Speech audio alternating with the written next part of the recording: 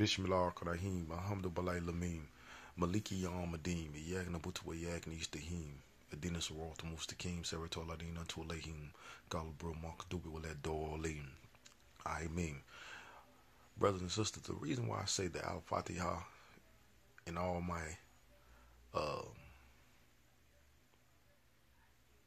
all my messages to the people is because there's a lot of brothers out there who say they are Muslims, but nobody ain't took the time out to teach them the declaration of Islam, which is the Al-Fatiha. It's the first revelation in the Holy Quran, uh, and it was given to the Prophet Muhammad by the Creator, because the Creator wanted us to know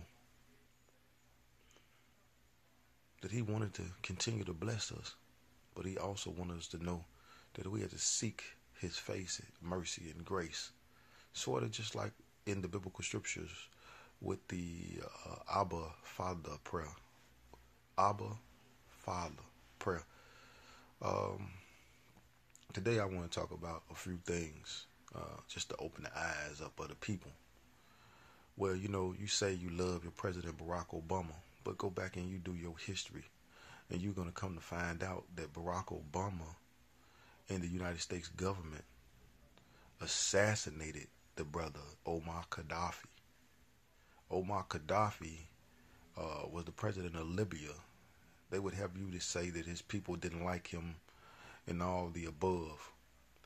But if you go back, before the United States sent terrorists in his country that was paid to come in to start fitna and Jadaliyah. Fitna and Jadaliyah. Now, what is those two things?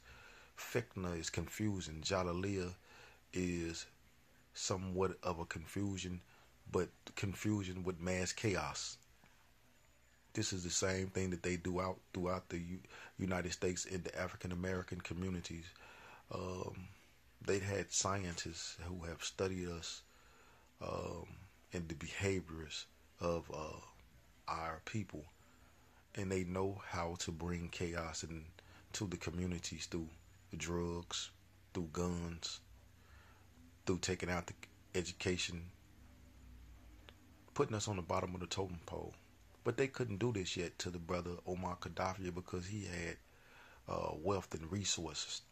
So what they did, they created a terrorist group called ISIS, and they allowed ISIS to come in with Fitna and Jadaliyah, saying that they was trying to establish something which is called the Islamic State.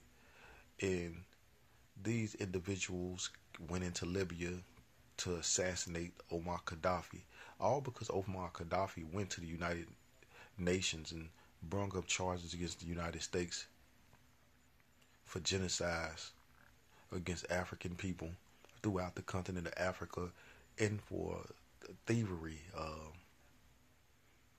to fill their own pockets with economics, because Africa has all the natural resources such as diamonds, gold, cocoa. So they went over there and they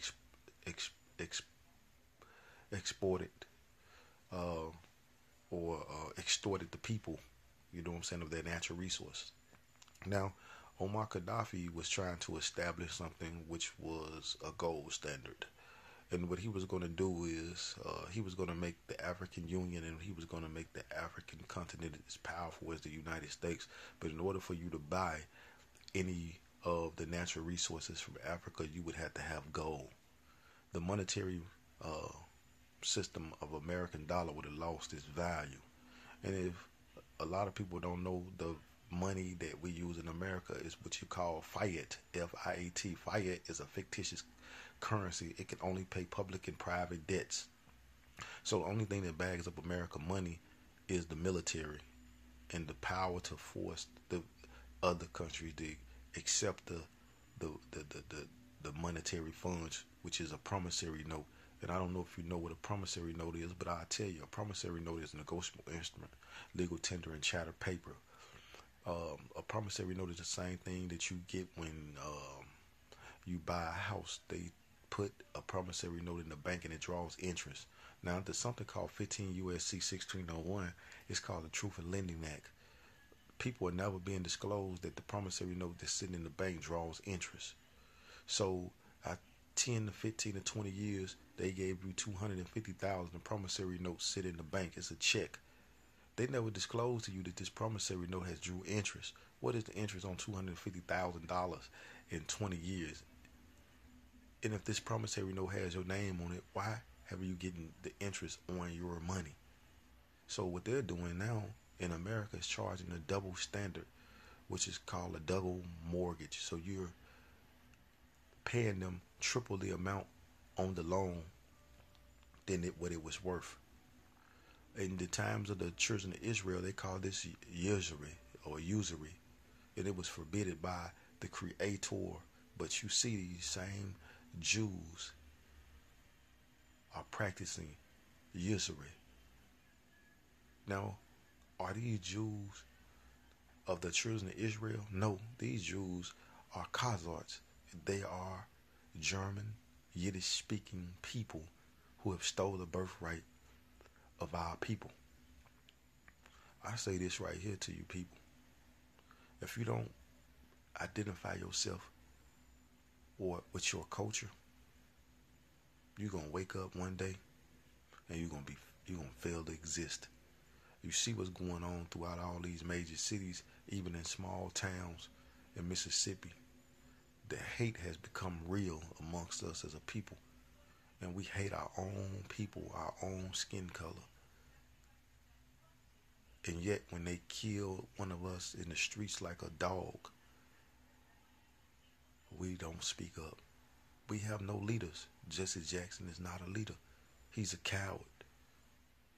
Farrakhan has been speaking to you all for many years, even though I'm not a Nation of Islam and Muslim, but I believe in Afrocentricity, that everything centers around the black man, and what he talks about has some facts.